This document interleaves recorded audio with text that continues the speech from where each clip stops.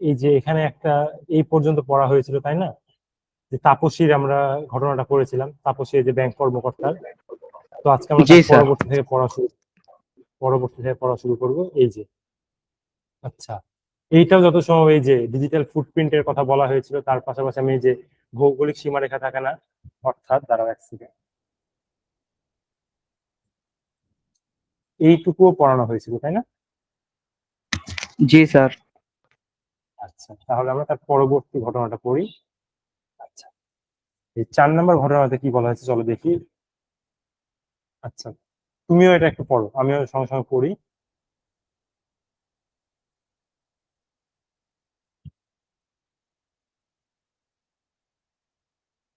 আচ্ছা, এই ঘটনাটা পড়ো, পড়ার পর আমাকে বলো এর সঙ্গে কোনো ঘটনার সঙ্গে মিল পাও কিনা, যে সত্যিকারই ঘটেছে এরকম, এরকম কোন একটা ঘটনার সঙ্গে মিল পাও কিনা, আমাকে পড়ে একটু বলো তো রায়হান।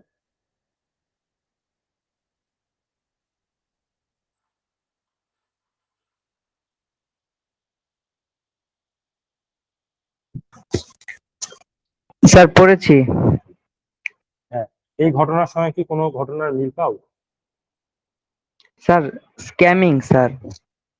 স্ক্যাম, হ্যাঁ স্ক্যাম তো ঠিক আছে।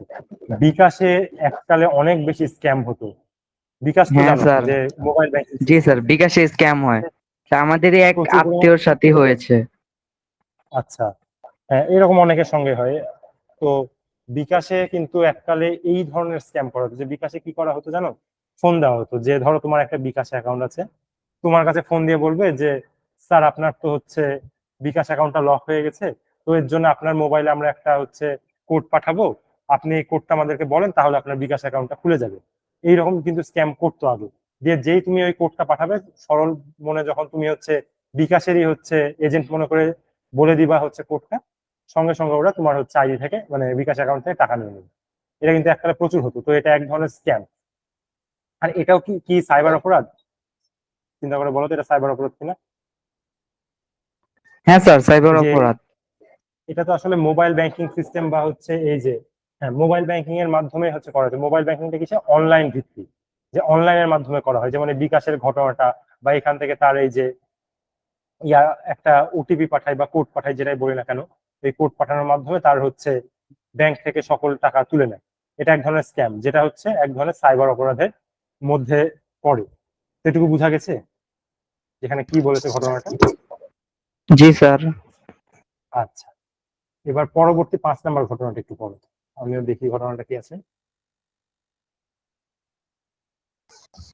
স্যার পড়েছি। হ্যাঁ, হ্যাঁ, আচ্ছা, এই ঘটনাটাতে কি বলা হচ্ছে যে সাব্বির সাহেব হচ্ছে অনলাইনে বেচা কেনা করা যায় এমন একটা ওয়েবসাইটে, আচ্ছা অনলাইনে বেচা কেনা করা যায় এরকম একটা ওয়েবসাইটের নাম বলতে পারবা, বাংলাদেশি? দারাজ। না, দারাজে তো বেচা কেনা করা যায় না।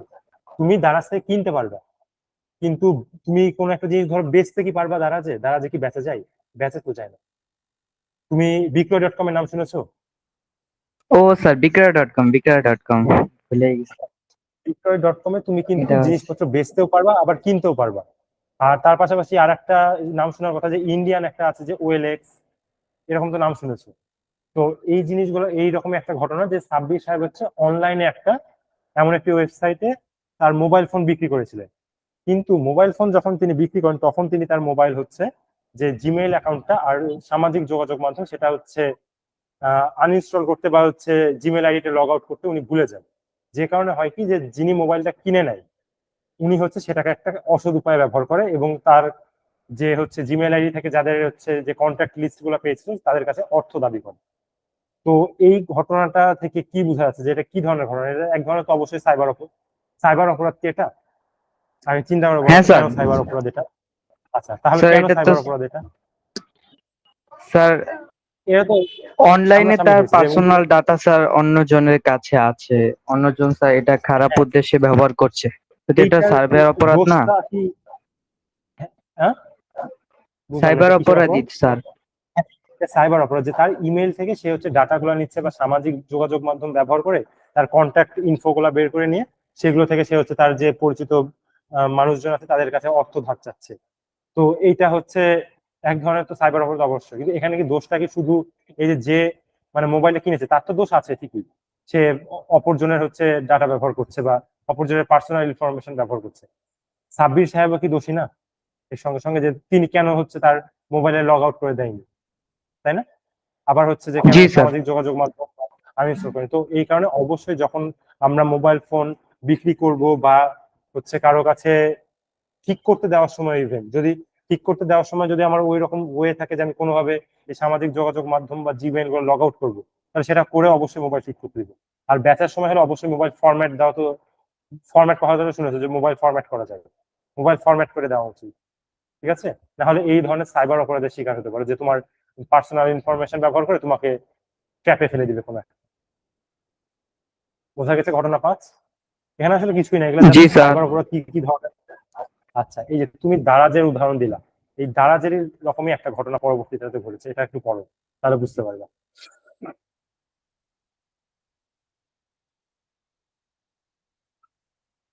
আর কেউ কি জয়েন করেছে একটু দেখি।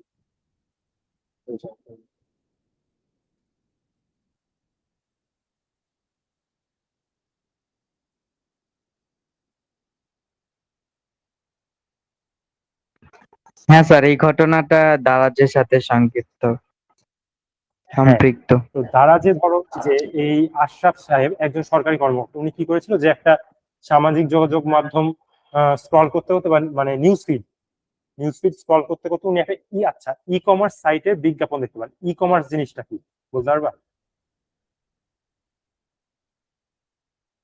ই কমার্স, স্যার, বেচা কেনার সাইট ফেসবুকে তো কত পেজই থাকে। হ্যাঁ, ই কমার্সটা হচ্ছে যে এই যে ই কমার্স, তো স্যার, ই আইডিয়া কমার্সটাকে একটু যদি আমি কম। হ্যাঁ আমি বলছি, এই যে ইংলিশে লিখলে তো এটাই হয়, COMMERC, ই কমার্স, এটা ইংরেজি। এখন এই যে এই দ্বারা আসলে কি বোঝানো হয় এটা কি জানো? ইলেকট্রনিক, ইলেকট্রনিক কমার্স, এটাকেই সংক্ষেপে ই কমার্স বলা হয়।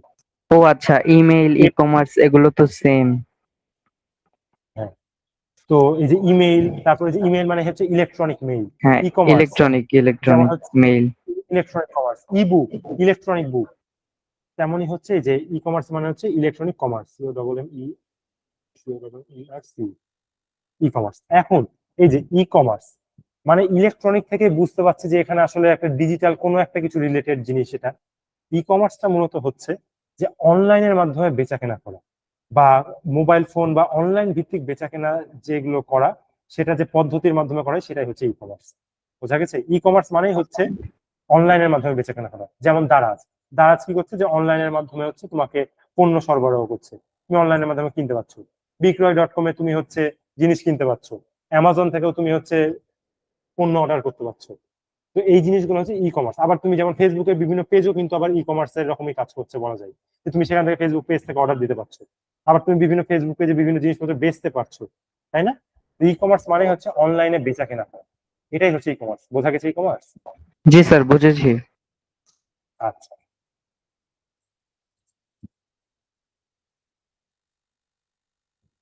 আচ্ছা তুমি কি ই স্কুলি অ্যাপে আছো? তোমাকে আগে সেটা একটু বলো, তাহলে সুবিধা হয় আমার। রায়হান, শুনছি স্যার। হ্যাঁ তুমি কি ই স্কুলি অ্যাপে আছো? মানে তুমি কি মানে ওই অ্যাপটা তোমার অ্যাক্সেস আছে তোমার কাছে?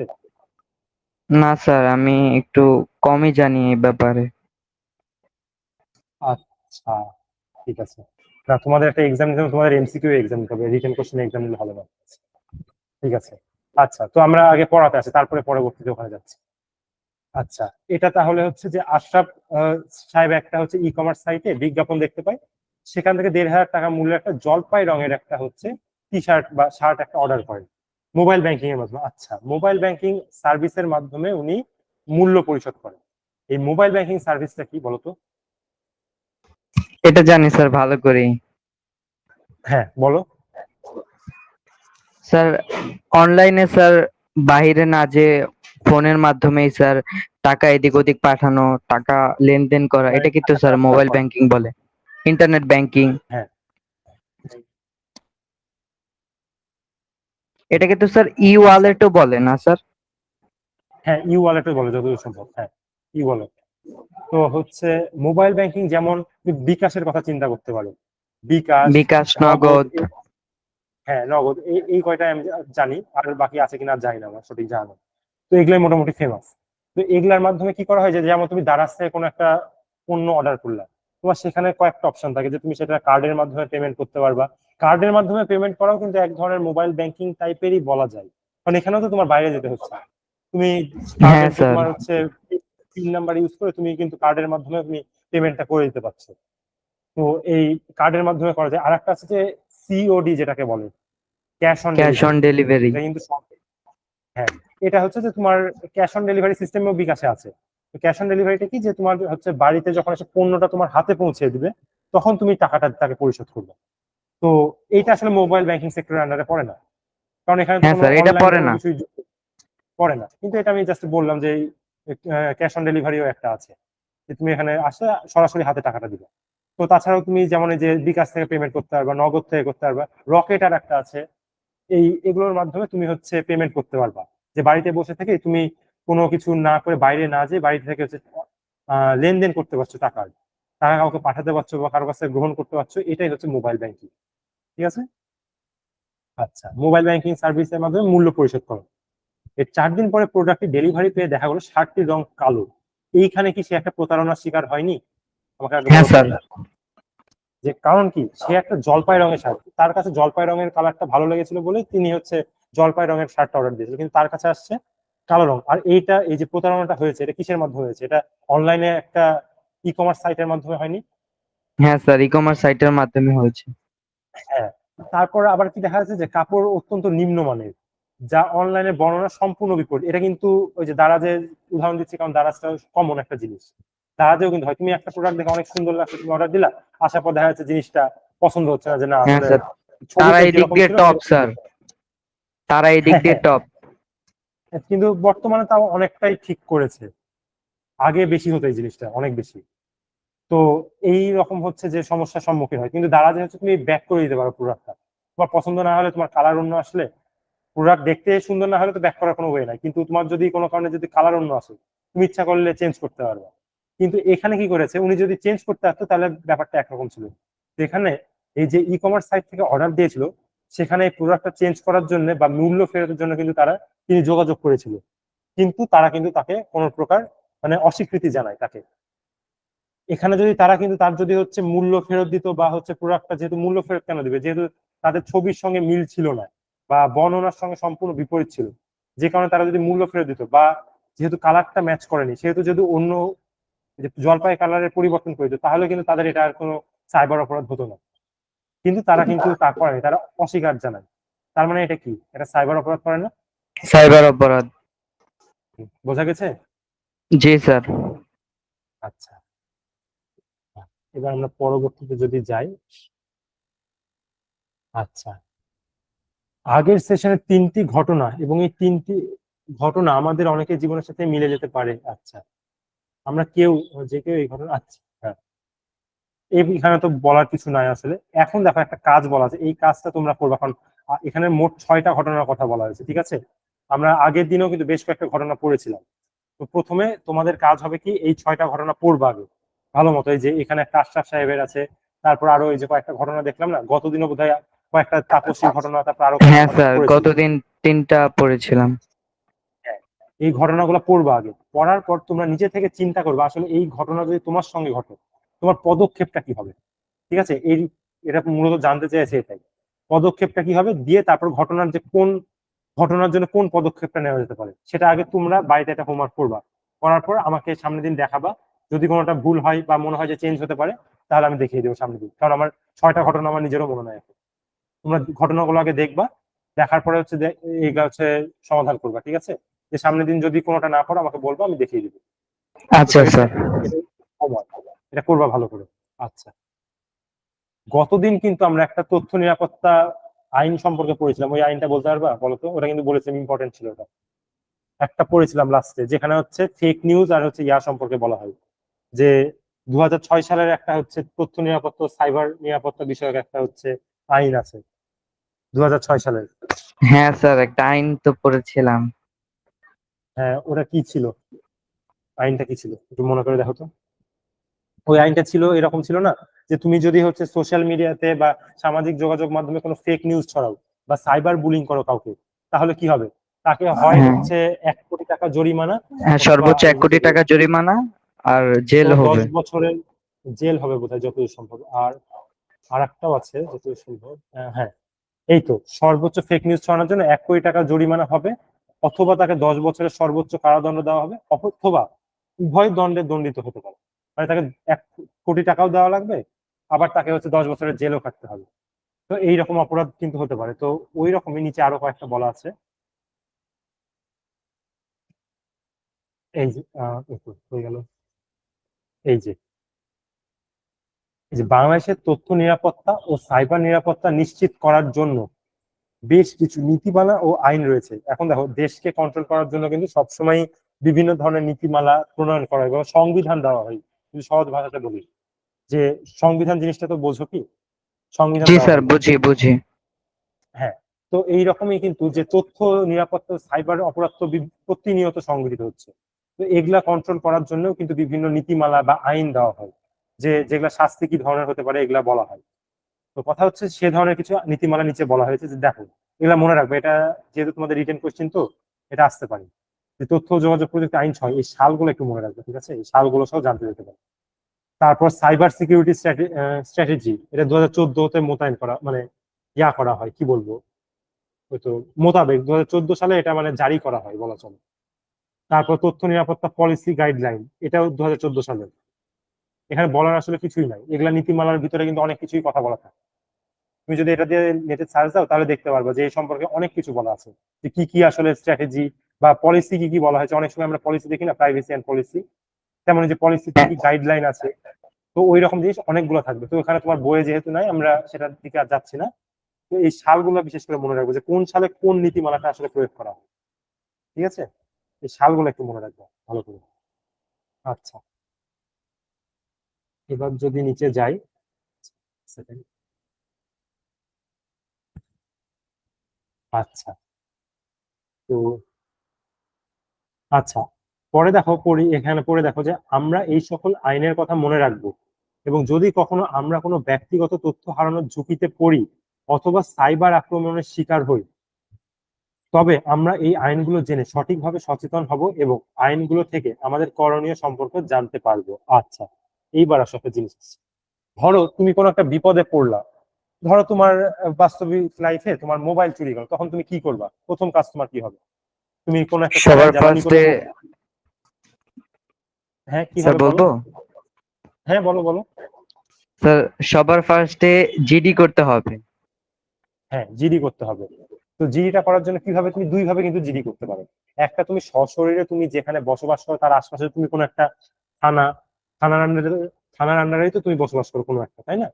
তোমার ধরো একটা থানা নির্দিষ্ট নাম আছে, সেই থানাতে যে তোমাকে জিডি করতে হবে, যে আমার এই মোবাইল হারিয়ে গেছে। এর জন্য একটা তোমাকে একটা জেনারেল ডায়েরি, জিডির ফুল ফর্ম হচ্ছে জেনারেল ডায়েরি বা সাধারণ ডায়েরি যেটাকে বলা হয়। এই যে জিডির মানে হচ্ছে সাধারণ ডায়েরি বা জেনারেল ডায়েরি, যেটাকে ইংরেজিতে বললে জেনারেল ডায়েরি, সেখান থেকে জিডি আসছে। তো কথা হচ্ছে যে তোমাকে যে জিডি করতে হবে। আর একটা হতে পারে তুমি অনলাইনের মাধ্যমে করতে পারো। তো এখানে বলা আছে যে তুমি যদি কোনো সাইবার আক্রমণের শিকার হও, তাহলে তুমি যদি সশরীরে কোনো একটা থানায় উপস্থিত হয়ে জিডি করতে যাও, তাহলে কিভাবে সেই জিডিটা করবে সেটার এই নিয়মটা বলা আছে। দেখো এখানে, এখানে বলা আছে যে আচ্ছা, কি পদক্ষেপ নিতে হবে। এই যে কেউ তার ব্যক্তিগত তথ্য হারানোর ঝুঁকিতে পড়লে কিংবা সাইবার অপরাধের শিকার হলে কি ধরনের পদক্ষেপ নিবে। প্রথমে আমরা এই ঘটনার শিকার হলে তার নিজের, ও আচ্ছা, এই ধরনের কোনো একটা যদি ঘটনায় পড়ো, তুমি কোনো একটা সাইবার আক্রমণের শিকার করেছো, তাহলে প্রথমে আমরা এই ঘটনাটা আমাদের ফ্যামিলি মেম্বারদের সঙ্গে শেয়ার করবো, যে মা বাবা বা শিক্ষককেও জানানো যেতে পারে। দিয়ে সেই তার পরবর্তী স্টেপটা হবে যে আমরা খুব দ্রুত সেটা একটা থানায় একটা জিডি করবো। তো এখন যদি আমরা জেনারেল ভাবে জিডি করি, তাহলে সেটা কিভাবে করবো? দেখো, জিডির একটা নমুনা আছে। কি হলো? এক সেকেন্ড। হ্যাঁ, এই যে নমুনা এটা, যে তোমাকে যদি তুমি জিডি করতে যাও সশরীরে, তাহলে তোমাকে কি করতে হবে? একটা লেটার টাইপের, বাংলাতে অনেক সময় যে আবেদন পত্র লেখো না, যে ফর্মাল যে আবেদন পত্রগুলো, যেমন ওই যে টিচারদের কাছে, সেটা কিন্তু জি অনেকটা এই স্যার। স্টাইলের। অনেকটা দাঁড়াও এক second। হ্যাঁ, অনেকটা কিন্তু এই ধরনের থাকে যে প্রথমে তারিখ থাকে তারপর বরাবর, তো এটা জাস্ট জেনারেল দিয়ে সেটা দেখানোর একটা নমুনা দিয়ে, সেখানে আসলে বলার কিছুই নাই। যেখানে কি কি তোমার ইনফরমেশন লাগবে যদি তুমি জিডি করতে চাও, দিয়ে এই যে বর্ণনা দেওয়া লাগবে যে কি হারিয়ে গেছে, কখন হারিয়েছে, কোথায় হারিয়েছে। এটা জাস্ট একটা নর্মাল জিনিস, এটা বলার আসলে কিছু নাই এই জিনিসটা সম্পর্কে। তো এই যে এখানে দিয়ে বাকিটুকু এই যে দেখলা, যেমন যে নর্মাল তুমি যখন একটা ফর্মাল কোনো একটা আবেদনপত্র লেখো তখন কি নিবন্ধক লেখা, যে স্বাক্ষর দিতা, নাম, পুরো ঠিকানা। স্কুলের ক্ষেত্রে সাধারণত অন্য ইনফরমেশন দেওয়া লাগে, যে সেকশন, তারপর ক্লাস, রোল নাম্বার, এগুলো দেওয়া লাগে। তো এখানে তো তুমি জিডি করছো, তো এগুলো দেওয়া লাগবে। এটা জাস্ট একটা নমুনা, এখানে আর বলার কিছুই না আসলে। এখানে কি কিছু সম্পর্কে জানতে চাচ্ছো, এটা সম্পর্কে কিছু? এখানে বলার কিছুই না আসলে। না স্যার, এটা আমি আগেও দেখেছি। আচ্ছা, তো এইবার যদি তোমার হচ্ছে অনলাইনে তুমি জিডি করতে চাও তাহলে তুমি কি করবে? এটা কি দেখাবো যে অনলাইনে জিডি করতে গেলে কিভাবে করবা? একটু দেখালে ভালো হয়। আচ্ছা দেখো, আচ্ছা। ও আচ্ছা, আমি তোমাদের কোশ্চিন তৈরি করে রেখেছিলাম, জাস্ট একটা পরীক্ষা দিয়েছিলাম, ম্যাক্সিমাম জনই নাই।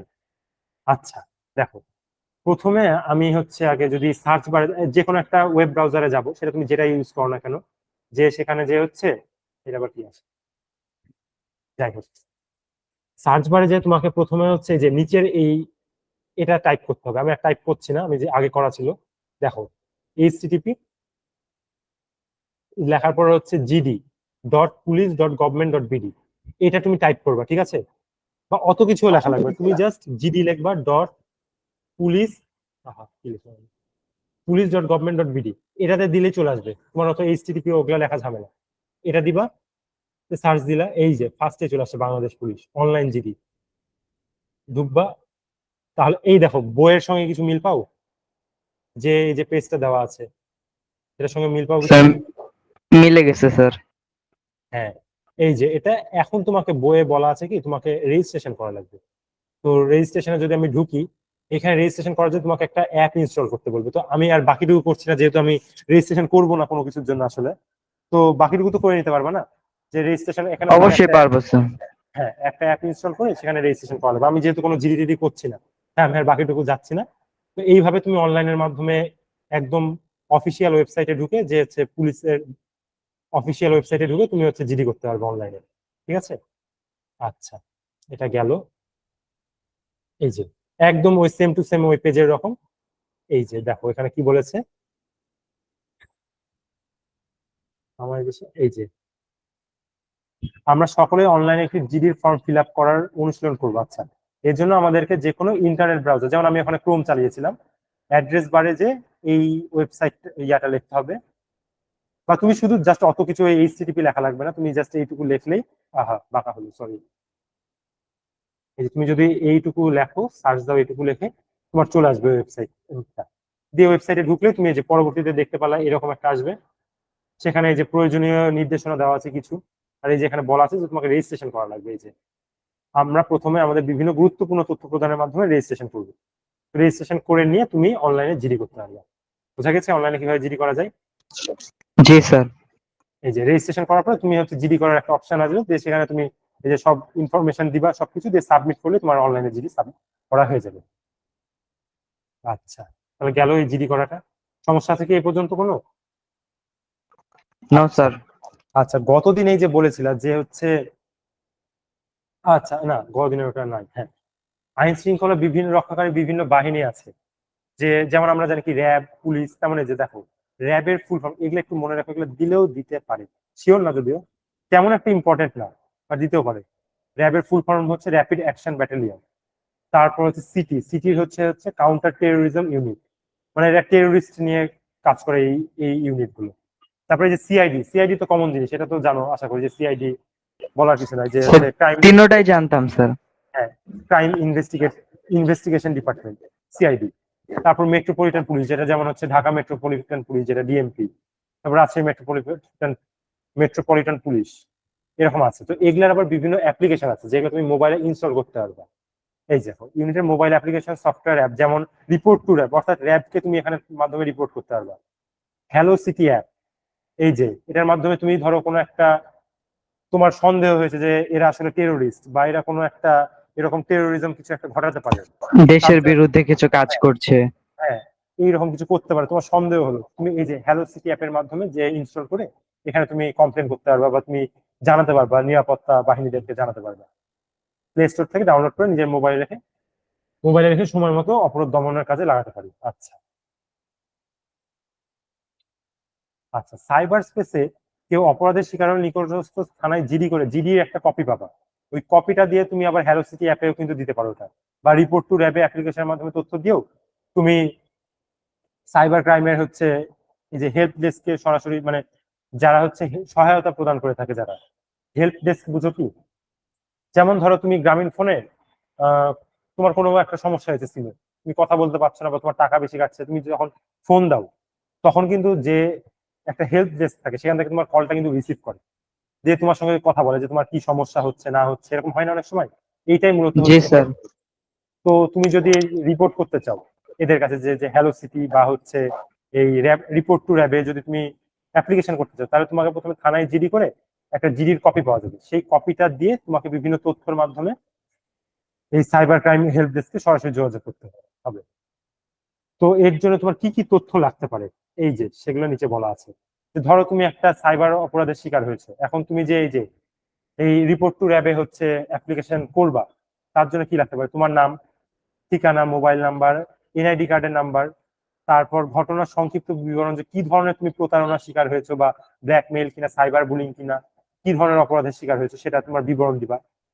উত্তক্তকারী বা আচ্ছা পরিচালনাকারী যদি আইডি লিঙ্ক থাকে তাহলে আইডি লিঙ্কটা দিবা, তোমার যার মাধ্যমে তোমাকে ধরো কেউ একটা মেসেঞ্জারে তোমাকে হচ্ছে ব্ল্যাকমেল করছে বা উত্তক্ত করছে, বা তুমি কোনো একটা ওয়েবসাইটের মাধ্যমে প্রতারণার শিকার হয়েছে বা হ্যাকারের মাধ্যমে, তুমি সেই লিঙ্কটা দিবা। আর ঘটনা, ধরো তুমি যে ঘটনাটা ঘটলো তোমাকে মেসেঞ্জারের মাধ্যমে তোমাকে উত্তক্ত করছে কেউ, সেটা স্ক্রিনশট তো বুঝো, এটা তো জি জানো। স্যার। 5টা স্ক্রিনশট নিয়ে সেই স্ক্রিনশট গুলো তোমাকে সাবমিট করতে হবে। আর সন্দেহভাজন ব্যক্তির নাম যে তুমি সবসময় জানবা ব্যাপারটা এমন না, অনেক সময় তুমি নাম নাও জানতে পারো।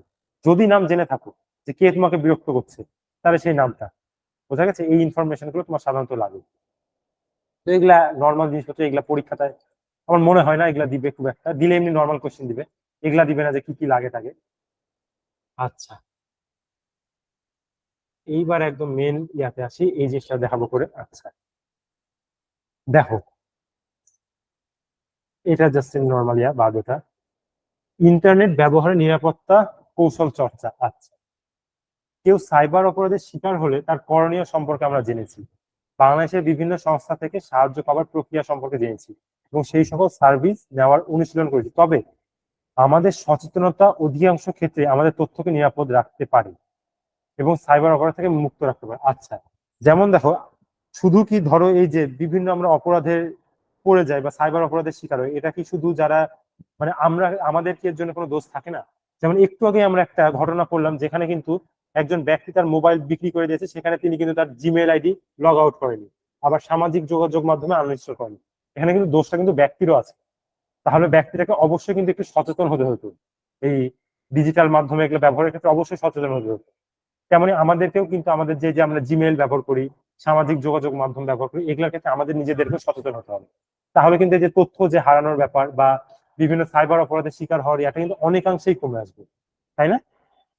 তো এখন আমরা জি নিচে স্যার। দেখবো যে কি কি করা যায়, যে এই যে দেখবো যে ডিজিটাল প্রযুক্তি নিরাপদ ব্যবহারের যে কৌশলগুলো ব্যবহার করতে পারি। এইবার আছে টু ফ্যাক্টর অথেন্টিফিকেশন চালু করা। আচ্ছা, এটা কোন ক্ষেত্রে ব্যবহার করা হয় আমাকে বলো তো? এটা খুব কমনলি একটা জায়গায় ব্যবহার করা হয়, জিমেইল না ফেসবুক, বলো আমাকে। এখানে লেখা যায় না, যাই হোক। স্যার জিমেইল এই জিমেইল। জিমেইলে, হ্যাঁ। তো এটা পরবর্তীতে পুরো প্রসেসটা করে দেওয়া আছে যে কিভাবে টু ফ্যাক্টর অথেন্টিফিকেশন চালু করা যায়। আচ্ছা, এই জিনিসটা কি আমাকে একটু বলো তো? জিমেইল টু আছে ফ্যাক্টর, স্যার, হোয়াটসঅ্যাপও আছে। হোয়াটসঅ্যাপে কি টু ফ্যাক্টর আছে? থাকতে পারে, আমি শিওর না। হোয়াটসঅ্যাপ স্যার মেসেঞ্জারে হোয়াটসঅ্যাপে যেটা, নতুন আসছে স্যার। আচ্ছা থাকতে পারে, হ্যাঁ যতদূর সম্ভব হোয়াটসঅ্যাপে আসছে, কিছুদিন আগে দেখলাম। যাই হোক, আমি অন করি না তো অত ওইভাবে, ওইখানে আমার নিজেরও মনে নাই। জিমেইলে আছে, এটা আমি শিওর। আচ্ছা, জিমেইল এটা দেখাবো একটু পরে। তারপর সব ডিজিটাল প্ল্যাটফর্মে একই পাসওয়ার্ড ব্যবহার না করা। আমরা অনেকেই আছে কি করে, ফেসবুকেও যে পাসওয়ার্ড ব্যবহার করেছে, জিমেইলেও সে পাসওয়ার্ড ব্যবহার করেছে, আবার অন্যান্য হ্যাঁ স্যার, বিভিন্ন মনে অনেক রাখার কিছু জন্য। মনে রাখার সুবিধার জন্য পাসওয়ার্ড ব্যবহার করে। আবার অনেকে অনেক ইজি পাসওয়ার্ড ব্যবহার করে, দেখা যাচ্ছে লিখে লিখে দেয় 1 2 3 4 5, বা নিজের জন্মসাল দিয়ে দেয়। এগুলো কিন্তু আসলে করা উচিত না। আমাদের পাসওয়ার্ড ব্যবহার করলে অবশ্যই বিভিন্ন প্রতীক, সিম্বল বা বিভিন্ন চিহ্নর মাধ্যমে কিন্তু পাসওয়ার্ডটা তৈরি করা উচিত, যাতে সহজে কেউ ধরতে না পারে। তো এইভাবে জি আর স্যার। একই পাসওয়ার্ড বিভিন্ন প্ল্যাটফর্মে বিভিন্ন পাসওয়ার্ড ব্যবহার করা উচিত, যদিও মনে রাখা একটু কষ্টকর, তারপরেও উচিত এটা। তো এটা গেল।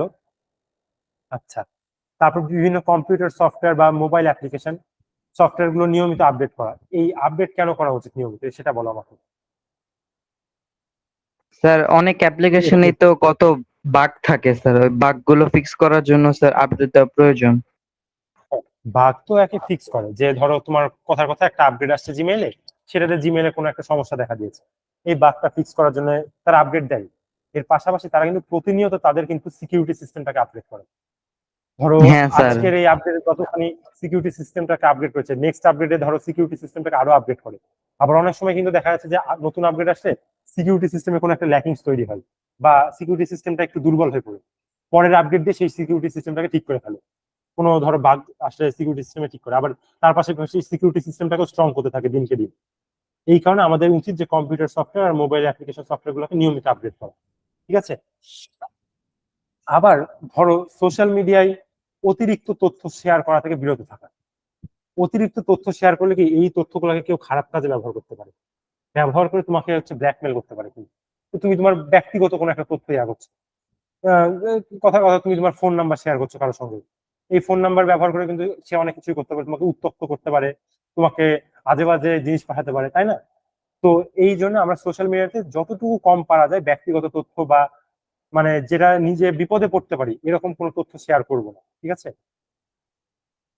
এরপরে দেখো যে পিনকোড বা পাসওয়ার্ড এগুলা অবশ্যই আমরা কারোর সঙ্গে শেয়ার করবো, এটা তো বলার কিছু নাই যে আমরা পিনকোড কারোর সঙ্গে বা পাসওয়ার্ড কারোর সঙ্গে শেয়ার করলে সে ইচ্ছা করলে আমাদের সেই অ্যাক্সেস পেয়ে যায়, জিমেলে বা ফেসবুকে পাসওয়ার্ড শেয়ার করলে সে ইজিলি এগুলাতে মানে লগ ইন করতে পারবে।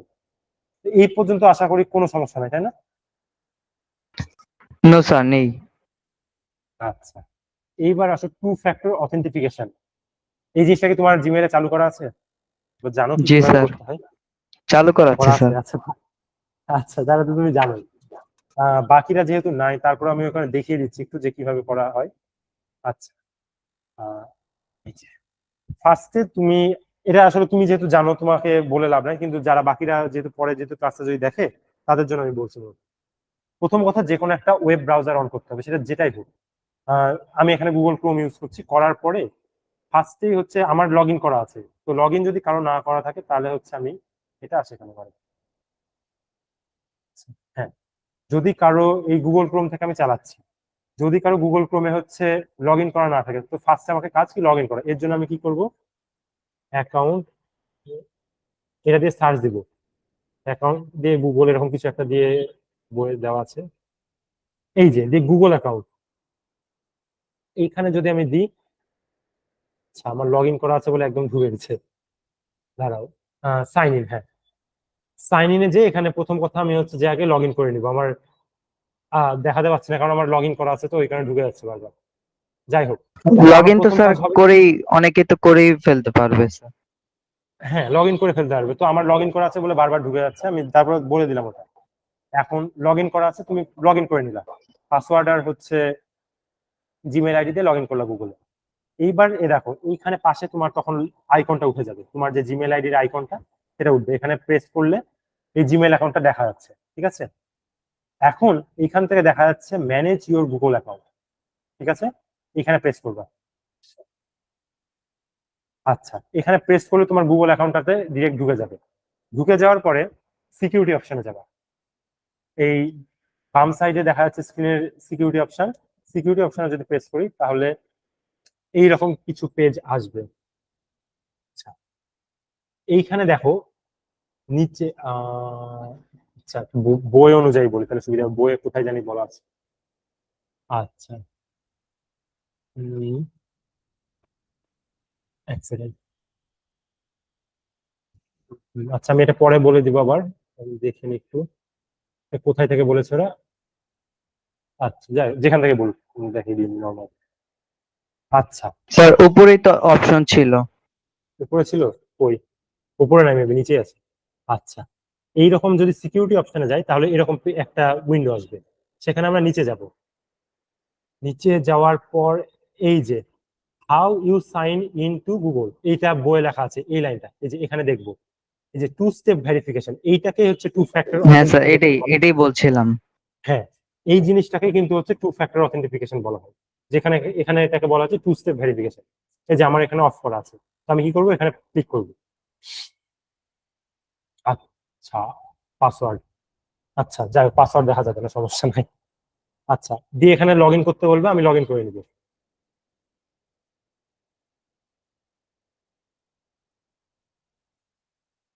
দিয়ে লগ ইন করে নিলাম।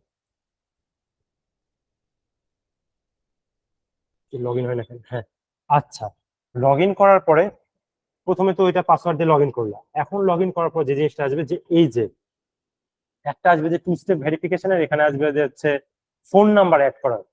তো আমি আর এখানে ফোন নাম্বার অ্যাড করছি না। তো তোমার টু স্টেপ ভেরিফিকেশন জিনিসটা আগে কি সেটা বলি, সেটা বলো তো। রাইহান বলো তো, টু স্টেপ ভেরিফিকেশন তোমার কাজটা কি বা কি কি হবে? ডাবল সিকিউরিটি স্যার, এক কথায়। ডাবল সিকিউরিটি, মানে এটা আমি কেন মোবাইল নাম্বারই অ্যাড করছি? মোবাইল নাম্বারটা আসলে সে কি কাজে লাগাবে আমার? এখানে যে আমাকে মোবাইল নাম্বার অ্যাড করতে বলছে, আসলে টু স্টেপ ভেরিফিকেশন বা রিকভারি স্যার। রিকভারি না, হ্যাঁ রিকভারিও করা যায় মোবাইল নাম্বার দিয়ে, ঠিক আছে সেটা। তার পাশাপাশি আর একটা জিনিস হবে, যখনই তুমি টু স্টেপ ভেরিফিকেশন অন করবা, তখন তোমার হচ্ছে মোবাইলে, ধরো তুমি জিমেইলে ঢুকলা, দিয়ে তুমি ইউজার আইডি দিলা, পাসওয়ার্ড দিলা, ঠিক আছে, আমি লিখে দিই একটু যাতে, ইউজার আইডি আর পাসওয়ার্ড দিলা, দিয়ে তুমি লগ ইন করতে গেলে তখন তোমাকে টু স্টেপ ভেরিফিকেশন যদি অন থাকে, তাহলে তোমার মোবাইলে একটা ওটিপি আসবে। ওটিপি এর ফুল ফর্ম জানো কি রাইহান? ভুলে গেছি স্যার, জানতাম। One time password. One time password, মোবাইলের এই যে ফোন নাম্বারটা দেওয়া হলো, এই ফোন নাম্বার একটা ওটিপি আসবে বা ওয়ান টাইম পাসওয়ার্ড, অর্থাৎ তুমি এটা একবারই ইউজ করতে পারবে। এই একবার ইউজ করা মাত্র এই পাসওয়ার্ডটার কোনো কাজ নেই। এটা যে একবারই সেখানে ভ্যালিড। একবারের জন্য এটা প্রযোজ্য, তার বেশিবার তুমি আর এই পাসওয়ার্ড আসলে কোনো কাজেরই না, ওই জাস্ট ওই লগ ইন করার জন্য কাজে লাগবে, তারপর আর লাগবে না। মেইন কাজে লাগবে এই পাসওয়ার্ডটাই। তো যাই হোক, এই পাসওয়ার্ড দিয়ে দেওয়ার সঙ্গে সঙ্গে তোমার মোবাইলে একটা ওটিপি আসবে, দিয়ে ওটিপি দেওয়ার জন্য একটা জায়গা আসবে, এরকম একটা বক্স আসবে, বক্স বক্স আসে, ঠিক আছে, বাঁকা হচ্ছে, আমি সোজা করে লিখি দাঁড়াও। এরকম বক্স বক্স আসবে, যেখানে তোমাকে ওটিপি সাবমিট করতে বলবে, যে যে ডিজিটটা আসবে, যে কয়টা ডিজিট আসবে, ধরলাম 4 ডিজিটের একটা ওটিপি আসবে, তখন তোমাকে এখানে সাবমিট করলেই গিয়ে তুমি লগ ইন করতে পারবে। এটা হবে যখন তুমি টু স্টেপ ভেরিফিকেশন অন থাকবে। যদি টু স্টেপ ভেরিফিকেশন অন না থাকে তাহলে কি হবে? তাহলে তোমার এই ওটিপি টোটিপির ঝামেলা নাই, তুমি জিমেইলে জাস্ট ইউজার আইডি আর পাসওয়ার্ড দিয়ে লগ ইন করে ফেলতে পারবে। বোঝা গেছে? মানে একটা এক্সট্রা সিকিউরিটির একটা লেয়ার দেয় টু স্টেপ ভেরিফিকেশন, এই যা। জি স্যার। তো গেল এই টু স্টেপ ভেরিফিকেশন। এইবার আসো এইখানে, হ্যাঁ, এইখানে আমার ফোন নাম্বার কোনো অ্যাড করা নাই। তো এইখানে ফোন নাম্বার অ্যাড করতে পারো, সেটা তোমার যদি কোনো পার্সোনাল ফোন নাম্বার থাকে সেটা অ্যাড করতে পারো, বা বাবা মায়ের কোনো ফোন নাম্বার অ্যাড করতে পারো, অর্থাৎ তোমার ক্লোজ কারো একটা ফোন নাম্বার তুমি অ্যাড করবে। তো আমি যদি অ্যাড ফোন নাম্বারে দিই, কি হলো? আচ্ছা, এখানে তোমার ফোন নাম্বারটা অ্যাড করতে বলবো, তো আমি ফোন নাম্বার অ্যাড করছি না, বাকিটুকু বইয়ের মাধ্যমে দেখাবো। তো প্রথমে দেখবা এখানে তোমার প্রত্যেকটা দেশের জন্য একটা কান্ট্রি সিলেক্ট করার অপশন থাকে, যে প্রত্যেকটা হ্যাঁ স্যার, কান্ট্রি ফোন নাম্বারের একটা কোড বাংলাদেশ থাকে। সিলেক্ট করতে হবে। হ্যাঁ, বাংলাদেশের কোডটা কি বলতে পারবা, ফোন নাম্বারের যে কোডটা? Plus eight eight plus zero +880। আচ্ছা, এখানে সিলেক্ট হয়েছে ইউএসএ। এখন আমার কাজ কি, এখান থেকে প্রথমে বাংলাদেশ একটা সিলেক্ট করবো। ইউএসএ হয়ে আছে, আমি নিচে যাব, বি দিয়ে খুঁজবো নিচে। নিচে কাজ করে না তো। হ্যাঁ, নিচে যাব, এই এ পার হচ্ছে, এই যে বাংলাদেশ +880, এইটা সিলেক্ট করে নেবো। দেন আমি আমার মোবাইল নাম্বারটা এখানে দিয়ে দিব। তো আমি মোবাইল নাম্বার দিচ্ছি না প্রাইভেসির জন্য, বাট এখানে আমরা মোবাইল নাম্বারটা দিব। এরপর বইয়ের মাধ্যমে দেখাই। এই পর্যন্ত বুঝতে পেরেছো তো? হ্যাঁ। জি স্যার। আচ্ছা, আচ্ছা, আমি নাম্বারটা এমনি হচ্ছে র্যান্ডম একটা নাম্বার দিয়ে বুঝাই, যে এইখানে হচ্ছে এখানে একটা তোমার ফোন নাম্বার যেটা সেটা দিয়ে দিবা, আমি কথা কথা একটা র্যান্ডম নাম্বার টাইপ করছি। তো এরকম ভাবে দিয়ে নেক্সটে চাপ দিতে হবে। নেক্সটে যদি চাপ দিই তাহলে, আচ্ছা ভ্যালিড নাম্বার না, যাই হোক, নেক্সটে চাপ দিলে তারপর এইরকম একটা উইন্ডো আসবে। এই যে এখানে ফোন দিয়ে, কি হয়েছে, আচ্ছা এক সেকেন্ড, আচ্ছা, এখানে এই যে ফোন নাম্বার, এটা যদি আরেকটু জুম করি তাহলে সুবিধা হবে। এই যে এইখানে ফোন নাম্বারটা সাবমিট করো, এটা বোধহয় আগের আগের জন্য একটু দুইটা পেজের মধ্যে আলাদা হচ্ছে। যাই হোক, এইখানে ফোন নাম্বারটা সাবমিট করতে হবে, তোমার যে ফোন নাম্বার আছে সেটা সাবমিট করে এইখানে তোমাকে এই ফোন নাম্বার সাবমিট করার সঙ্গে সঙ্গে তোমাকে একটা ওটিপি পাঠাবে। সেই ওটিপিটা তুমি কি মাধ্যমে নিবা, মানে এই যে তোমাকে একটা ওয়ান টাইম পাসওয়ার্ড দিবে একটা, এই পাসওয়ার্ডটা তুমি টেক্সট মেসেজের মাধ্যমে নিতে পারে, যেখানে তোমাকে মোবাইলে টেক্সট করা হবে তোমাকে, আর নাহলে আবার তোমাকে স্যার ফোন ফোন কলের দিয়েও মাধ্যমে। বলে। হ্যাঁ, ফোন দিয়েও বলে দেয় পাসওয়ার্ডটা। তো তুমি যদি এই যে টেক্সট মেসেজটা সিলেক্ট করো, দিয়ে নিচে যদি নেক্সট থাকার কথা, দাঁড়াও এক second। এই যে নেক্সট অপশনে যদি ক্লিক করো তাহলে নিচে কি আসবে? আচ্ছা, এই যে তোমার কাছে ধরো এই যে এই নাম্বারে, এখানে একটা র্যান্ডম নাম্বার দেওয়া আছে বইয়ে, এই নাম্বারে একটা ওটিপি পাঠিয়ে দিয়েছে, এই যে এইটা টেক্সটের মাধ্যমে তোমাকে সঙ্গে সঙ্গে একটা ওটিপি পাঠাবে। এই ওটিপিটা এখানে দিতে হবে যে কনফার্ম দ্যাট ইট ওয়ার্কস। আচ্ছা, এন্টার দ্য কোড, এই কোডটা বলতে আসলে ওটিপিটাকে বোঝানো হয়, ওটিপি। এই এই ওটিপিটা এখানে সাবমিট করার পরে তোমার এখানে নেক্সটে ক্লিক করলে এইরকম আর একটা উইন্ডো আসবে, যে টু স্টেপ ভেরিফিকেশন, দিয়ে এখানে আসবে টার্ন অন। টার্ন অন মানে অন করে দাও অপশনটাকে, তুমি যদি টার্ন অন করে দাও তোমার টু স্টেপ ভেরিফিকেশন অন হয়ে গেছে। বোঝা গেছে প্রসেসটা? জি স্যার। এটা তোমার যেহেতু অন করা আছে তোমাকে বলে লাভ নাই, যারা পরে দেখবে তাদের জন্য এটা মেনলি। আচ্ছা, এক সেকেন্ড।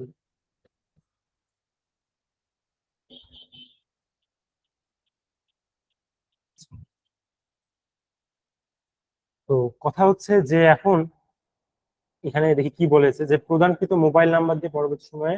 ও আচ্ছা, হ্যাঁ, এই যে মোবাইল নাম্বার দিলাম, এই মোবাইল নাম্বারটা দিলে একটা সুবিধা আছে।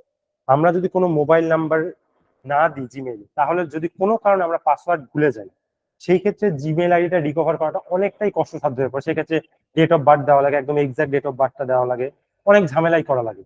কিন্তু যদি হচ্ছে একটা মোবাইল নাম্বার দেওয়া থাকে, তাহলে যদি কোনো কারণে আমরা পাসওয়ার্ড ভুলে যাই, তখন ওই মোবাইল নাম্বারের মাধ্যমে আমরা পাসওয়ার্ডটাকে রিকভার করতে পারবো। পাসওয়ার্ডটাকে রিকভার করতে পারবো না আসলে, আমরা নতুন একটা পাসওয়ার্ড সেট করতে পারবো, যেখানে একটা ওটিপি পাঠানো হবে মোবাইলে, সেই ওটিপিটা ব্যবহার করে আমরা নতুন হ্যাঁ একটা স্যার। পাসওয়ার্ড সেট করবো।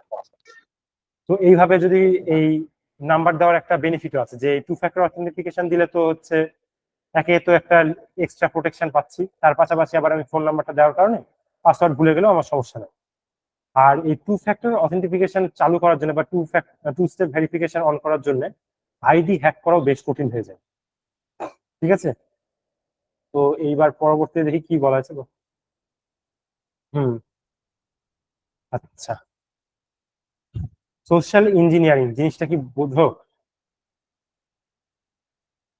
এই যে সোশ্যাল ইঞ্জিনিয়ারিং কই গেল ওয়ার্ডটা, এখনই দেখলাম যে এই যে নিচে। Raihan,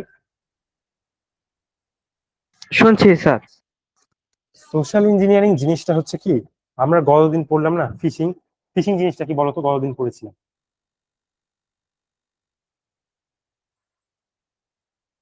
sir phishing. হ্যাঁ, গতদিন পড়েছিলাম।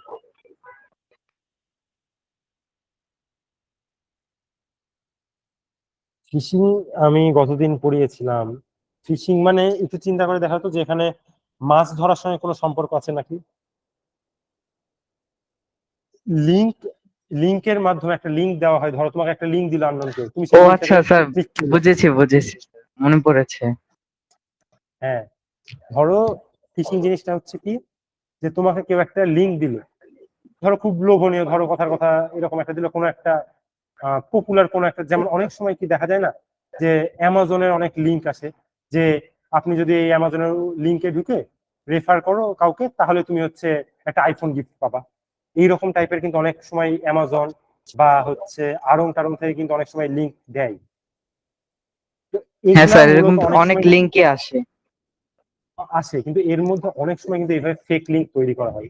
তো দেখা যাচ্ছে অ্যামাজনেরই নাম দিয়েছে, দিয়ে সুন্দর করে বললো যে এই লিঙ্কে ক্লিক করা মাত্রই দেখা যাচ্ছে তোমার যাবতীয় ইনফরমেশন হ্যাকারদের কাছে চলে গেছে। অর্থাৎ হচ্ছে এই সোশ্যাল ইঞ্জিনিয়ারিং জিনিসটা হচ্ছে যে ফিশিং এক ধরনের কিন্তু সোশ্যাল ইঞ্জিনিয়ারিং, মানে এই ক্ষেত্রে হ্যাকাররা বা প্রতারকরা তোমাকে বিভিন্ন ভাবে ইহা করার চেষ্টা করবে, বাংলা কি বলবো, মানে ম্যানিপুলেট করার চেষ্টা করবে, মানে বাংলাটা কি বলবো, ম্যানিপুলেট, মানে ফাঁদে ফেলার ট্রাই করবে।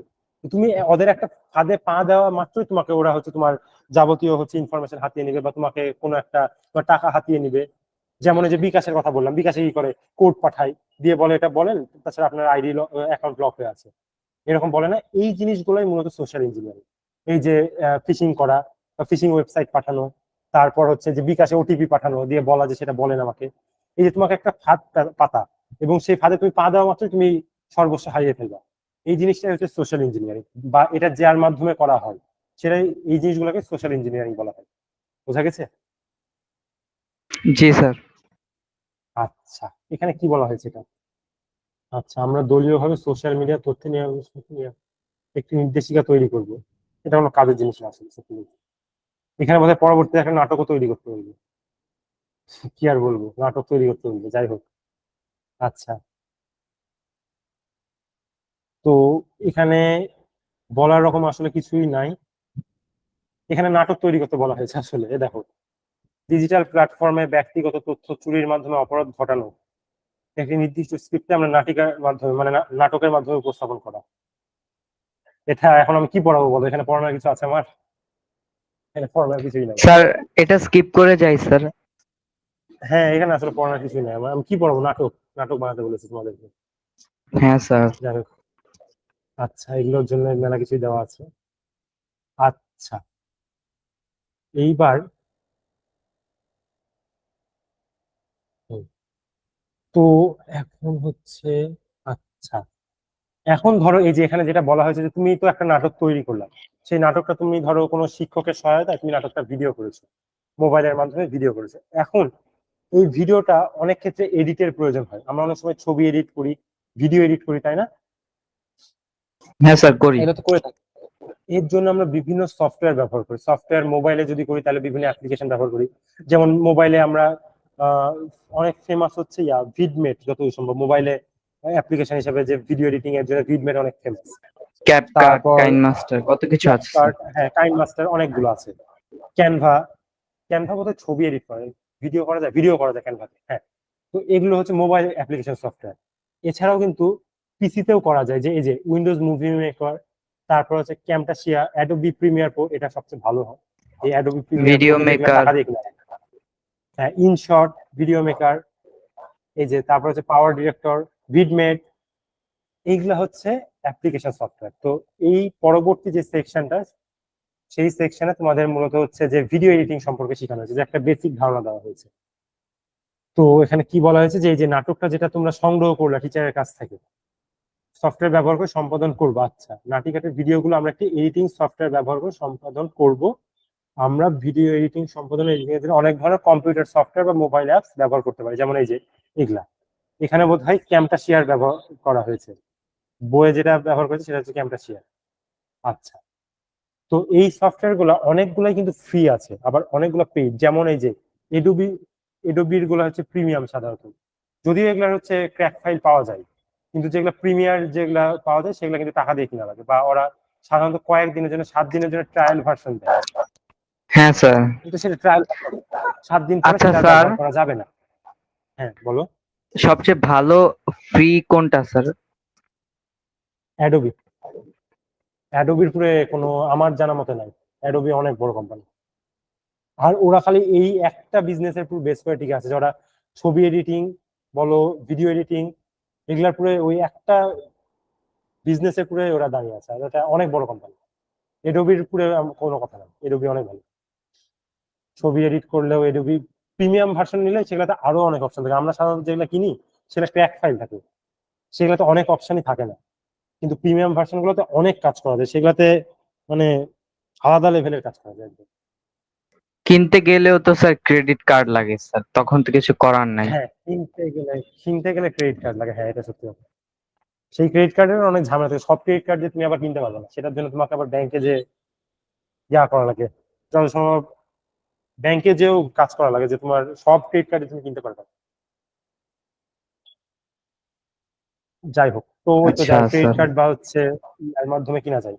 ক্রেডিট কার্ড বা ডেবিট কার্ড দিয়ে তুমি আসলে কিনতে পারবা, কিন্তু তোমাকে ব্যাংকে যে সেটার জন্য অ্যাপ্লিকেশন করা লাগে, যে তুমি হচ্ছে এই কেনার জন্য তোমাকে যত সম্ভব কি মাস্টার কার্ড করা লাগে, মাস্টার কার্ড কি ওটা আলাদা, যাই হোক কিছু একটা অ্যাপ্লিকেশন করা লাগে। আমি এটুকু জানি যে তুমি ক্রেডিট কার্ড বা ডেবিট কার্ড দিয়ে কোনো কিছু ডলারে পেমেন্ট করতে চাইলে বা বাইরের দেশ থেকে কিছু কিনতে চাইলে তোমাকে অ্যাপ্লিকেশন করে ওই অনুযায়ী করে নেওয়া লাগে ক্রেডিট কার্ডটাকে বা ডেবিট কার্ডকে, যেটাই হোক না কেন, দিয়ে তুমি কিনতে পারবে এগুলো সাধারণত, যে অ্যাডোবি প্রিমিয়ার প্রো। তো অ্যাডোবি সবচেয়ে বেস্ট আমার মনে হয়, যতটুকু আমি জানি আমার জানা মতো। তো এগুলার অনেকগুলো ফ্রি থাকে, যেমন এই যে বলো যে কি বলে হচ্ছে ভিডিও মেকার বা উইন্ডোজ মুভি মেকার, এগুলো ফ্রি অনেকগুলো।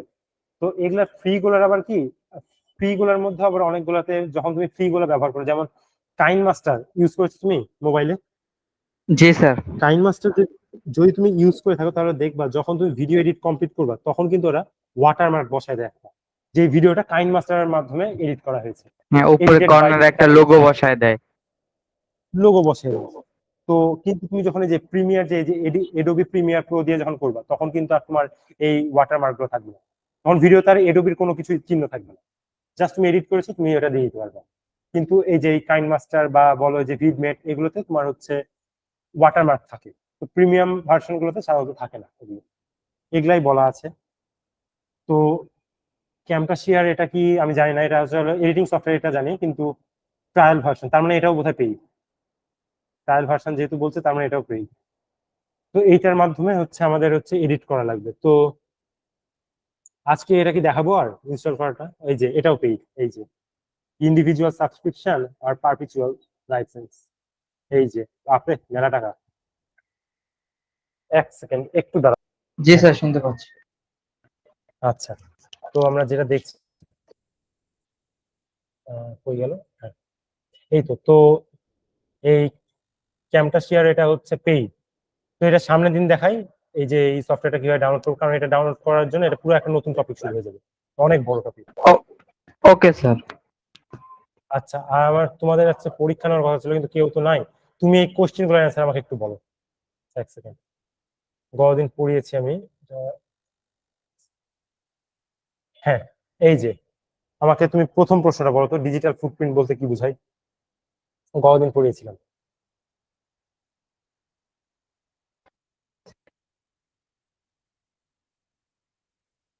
হ্যালো, শুনতে স্যার, পাচ্ছ? বলো। স্যার আমি তো ভেবেছিলাম স্যার এগুলো স্যার লিখে দিব। হ্যাঁ, এখন আসলে ওই অ্যাপসে তো তোমরা নাই, তো আমার আসলে কিছু করার না, আমি সামনে থেকে এমসিকিউ করবো। আচ্ছা, তুমি আমাকে এমনি বুঝিয়ে বলো, সমস্যা নাই, তোমার লেখার ওইভাবে বলার দরকার নেই, তোমাকে একদম যে ইয়া ভাবে বলতে হবে তেমন না, তুমি জাস্ট বুঝো জিনিসটা, এটা আমাকে বুঝাও, তাহলেই হবে, আর কিছু লাগবে না। স্যার ডিজিটাল ফুটপ্রিন্ট হচ্ছে স্যার অনেক অপরাধীরাই তো স্যার সাইবার ক্রাইম করে স্যার, তারা স্যার অনেক জায়গায় হুম স্যার অনেক ছাপ রেখে যায় স্যার, তাদের স্যার হুম তারা এক এক জায়গায় টাকা পাঠায় স্যার, ওইটারও স্যার হিস্টোরি থেকে যায় এক এক জায়গায়, কোন ওয়েবসাইটে ঢুকে বা কোথায় কি করে স্যার, এটার স্যার হুম, একটা কপি তো স্যার থেকে যায় স্যার, যেরকম স্যার গুগলেও তো স্যার অনেকে অনেক কিছুই করে স্যার, গুগল সার্ভারে এটা স্যার হিস্টোরি থেকে যায়, এটাই তো স্যার হ্যাঁ ডিজিটাল ফুটপ্রিন্ট। হ্যাঁ, তুমি ধরো গুগলের এই সার্ভারের হিস্ট্রিটা ডিলিট করে দিলা, এটা তারপরেও কিন্তু থেকে যাবে, ঠিক আছে? জি স্যার। এইটাই হচ্ছে ডিজিটাল ফুটপ্রিন্ট, অর্থাৎ তুমি অনলাইনে যা করেছো এটা সবকিছুরই একটা, অনলাইনে কেন তুমি তো কলের কথা, কলের উদাহরণ দিয়েছিলাম বোধহয় গতদিন, তুমি কাউকে কল করেছো, কি করেছো, সবকিছুর কিন্তু একটা হিস্ট্রি থেকে যায় সব জায়গাতে। তো স্যার এটাই হচ্ছে রেকর্ড ডিজিটাল, থাকে। হ্যাঁ রেকর্ড থাকে, এটাই ডিজিটাল ফুটপ্রিন্ট। তারপরে যে একটু পরে তো বললাম যে ফিশিং কাকে বলে, এটা তো বলেছি আজকেও বললাম। তো ফিশিংটা কি হ্যাঁ আমাকে স্যার, একটু বলো তো, যে জিনিসটা কি? ফিশিং হচ্ছে স্যার সামাজিক যোগাযোগ মাধ্যমে স্যার আহ, অনেক স্যার সোশ্যাল ইঞ্জিনিয়ার আছে স্যার, লিংক ছড়ায়, পরে স্যার বিভিন্ন স্যার প্রলোভন দেখায় যে আহ, এটা স্যার একটা উদাহরণ দেই স্যার, যেরকম হ্যাঁ স্যার হ্যাঁ, একটা উদাহরণ লিংক দেবে। পাঠালো স্যার, লিংক পাঠিয়ে বললো কি যে এই লিংকে ঢুকলে 20 জিবি ডাটা দিবে, 30 জিবি ডাটা দিবে, এই হ্যাঁ স্যার এই লোভে পড়ে অনেকে স্যার লিংকে ক্লিক করে, পরে স্যার তার হুম, পার্সোনাল ডাটা আইপি সব চলে যায় হ্যাকারের কাছে, এভাবেই তো আচ্ছা স্যার ফিশিং করা হ্যাঁ হয়। আচ্ছা, এবার আমাকে বলতো সাইবার স্টকিং কি, কাকে বলে? সাইবার স্টকিং স্যার সামাজিক যোগাযোগ মাধ্যমে কারোর উপর প্রতিনিয়ত স্যার খেয়াল রাখা, তার হুম স্যার ওঠানামা স্যার সবকিছুই স্যার পর্যবেক্ষণ করা, হুম হুম এটাই তার হচ্ছে সব। সাইবার। হ্যাঁ স্যার, আচ্ছা, এটাই। আর এই জিনিসটা তো আজকে বললাম যে বাংলাদেশ তথ্য প্রযুক্তি আইন 2006 মোতাবেক সাইবার বুলিং এবং সামাজিক যোগাযোগ মাধ্যমে ফেক তথ্য ছড়ানোর জন্য অপরাধী কি কি দণ্ডে দণ্ডিত হতে পারে, এটা তো বললাম একটু সর্বোচ্চ স্যার 1 কোটি টাকা। টাকা স্যার, এবং স্যার হ্যাঁ 10 বছরের জেল, আর স্যার হ্যাঁ উভয় দণ্ডে দণ্ডিত হতে পারে স্যার। হ্যাঁ। তো এই তো যাই হোক, পরীক্ষা তো নিতে পারলাম না ওইভাবে, কারণ সামনের দিন থেকে এমসিকিউ করবো, সামনের দিন পড়ে এসো, সামনের দিন এমসিকিউ করবো। আচ্ছা, আজকে কি এই ইনস্টল করাটুকু দেখাবো জাস্ট, এই যে এই। স্যার আমি ইনস্টল করেছিলাম স্যার, তাও দেখান, সমস্যা নেই স্যার। আচ্ছা, ইনস্টলটা করবো, দাঁড়াও দেখে নি আমি কি কি বলা আছে। হুম হুম আচ্ছা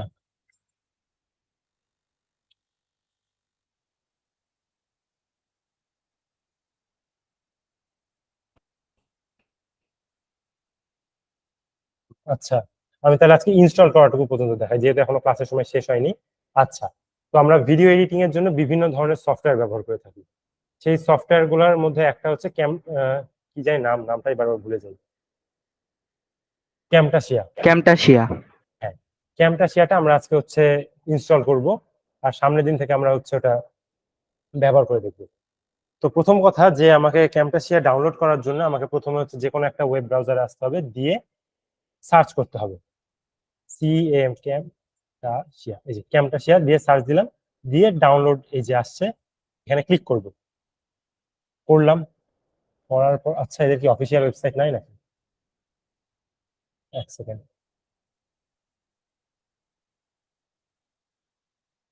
স্মিথ থেকে করেছে, আচ্ছা ঠিক আছে। এই যে ফার্স্টেই দেখা যাচ্ছে এই ওয়েবসাইটটা, এই ওয়েবসাইটে যদি ক্লিক করি তাহলে ওয়েবসাইটে যাক। আচ্ছা, এইবার এটা তো পেইড ভার্সন, ডাউনলোডের অপশন কই? আচ্ছা, ডাউনলোডের অপশন এখানে নাই। স্যার আপ টু ডাউন থেকে করেন স্যার, স্যার ভালো হুম, ওটা। আপ টু ডাউন থেকে করেন। কিন্তু বইয়ে দেখিয়ে দিচ্ছে তো এইটা, মানে এই ইয়াটা ইউজ করেছে ওয়েবসাইটটা। আপ ডাউন ভালো হতো, কিন্তু এই যে বইয়ে দেখো, এই দেখো এই ওয়েবসাইটটা ইউজ করেছে, ওই কারণে এটাই দেখাচ্ছে, যেহেতু বইয়ে এটা ইউজ করেছে তো এটাই দেখায়।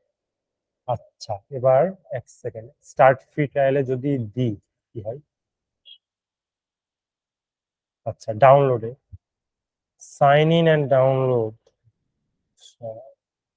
এক সেকেন্ড একটু দাঁড়াও। সে ফ্রি ট্রায়াল, আচ্ছা ফ্রি ট্রায়াল এটাতে আসছে, তাহলে সাইন ইন করা লাগবে। আচ্ছা, তাহলে আমি একটু পিছনে যাই, দেখাই। হুম, প্রথমে এই ওয়েবসাইটে ঢুকলাম, ঢুকার পরে প্রথম কাজ হচ্ছে আমার এই যে স্টার্ট ফ্রি ট্রায়াল এখানে দেয়া, যদি আমি দিই তাহলে এইরকম একটা পেজ আসবে, যেখানে আমাকে বলা হচ্ছে যে হচ্ছে প্রথমে আমাকে সাইন ইন করা লাগবে, তারপর ডাউনলোড করা লাগবে। আমি যদি দিই এখানে, সাইন ইন করলে স্যার অটো ডাউনলোড হয়ে যাবে। আচ্ছা ঠিক আছে, আমার নিজেরই তো জিমেল আইডি নিজে ভুলে গেছি। গুগল দিয়ে করেন স্যার। হ্যাঁ, আচ্ছা ইমেল আইডি, আচ্ছা আচ্ছা আচ্ছা, সাইন আপ করলাম, আমার তো অ্যাকাউন্ট নাই, আমি সরি, আমি কি করি। আচ্ছা, এখন এইখানে তো সাধারণত কারো অ্যাকাউন্ট থাকার কথা না, যদি অ্যাকাউন্ট না থাকে তাহলে সাইন আপ হয়ে যাবে। ঠিক আছে, আচ্ছা আচ্ছা, গুগল দিয়ে করতে করাও যায়, হ্যাঁ, কন্টিনিউ উইথ গুগল, গুগল দিয়ে যদি কন্টিনিউ করি তাহলে দিই। ইজি হয় ব্যাপারটা। হ্যাঁ, কি বলেছে, আচ্ছা আহ, দিয়ে কন্টিনিউ প্রেস করবো আমরা, কন্টিনিউ প্রেস করলে কি হয়,